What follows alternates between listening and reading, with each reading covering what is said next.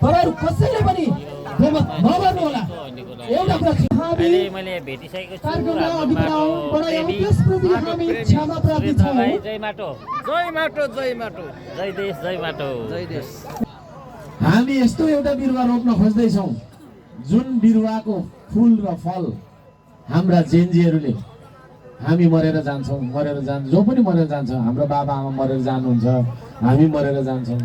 अहिलेको जेन्जी भोलि मरेर त जान्छ, तर अहिलेका जेन्जीहरूले भोलिको दिनमा उहाँहरू हाम्रो उमेरमा आउँदाखेरि यही देशमा बस्न सक्ने देश हामीले बनाउने कि नबनाउने, त्यसको लागि एउटा यस्तो बिउ हामी रोपिरहेका छौं, जुन बिउको नाम हो श्रम संस्कृति। तपाईहरुलाई लाग्ला यो श्रम संस्कृति भनेको चाहिँ एउटा पार्टीको नाम हो। यहाँ थुप्रै पार्टीहरू छन् हैन। हामीले पार्टी दर्ता गर्दा मात्रै हाम्रो पार्टीको रोल नम्बर 204 पर्यो। हामी भन्दा अगाडि त 203 वटा पार्टी दर्ता भइरहेको छ।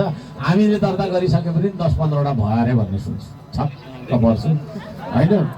तपाईहरुलाई लाग्ला त्यस्तै एउटा निर्वाचन आयोगमा दर्ता गरेको पार्टी रहेछ श्रम संस्कृति भनेर भन्नु होला, तर त्यो होइन। श्रम संस्कृति भनेको यो देशको समृद्धिको लागि रोपिने र हामीले रोप्नुपर्ने एउटा अमृतको बिउ हो। त्यो बिउ कहाँ रोप्ने हो? आकाशमा रोप्ने, माथि तारामा रोप्ने, घाम र जुनमा रोप्ने होइन, यो देशको माटोमा रोप्नुपर्छ। त्यसो भएको कारणले गर्दाखेरि अत्यन्तै अर्थपूर्ण, अत्यन्तै तपाईको भावपूर्ण, अत्यन्तै देशभक्तिपूर्ण, अत्यन्तै तपाईको समर्पणपूर्ण चुनाव चिन्ह, राम्रो सुन्नु है, चुनाव चिन्ह हामीले अञ्जुलीको माटो राखेको है। चुनाव चिन्ह अञ्जुलीको माटो हामीले किन राख्यौं? अरू नै राख्दा पनि हुन्थ्यो, फर्सी राख्दा हुन्थ्यो, काँक्रा राख्दा हुन्थ्यो, जे राख्दा पनि त हुन्छ हैन। अरूले घन्टी राख्दाखेरि हामीले पनि ढोल राख्दा हुन्थ्यो होला, नराखेको है। हामीले के राख्यौं?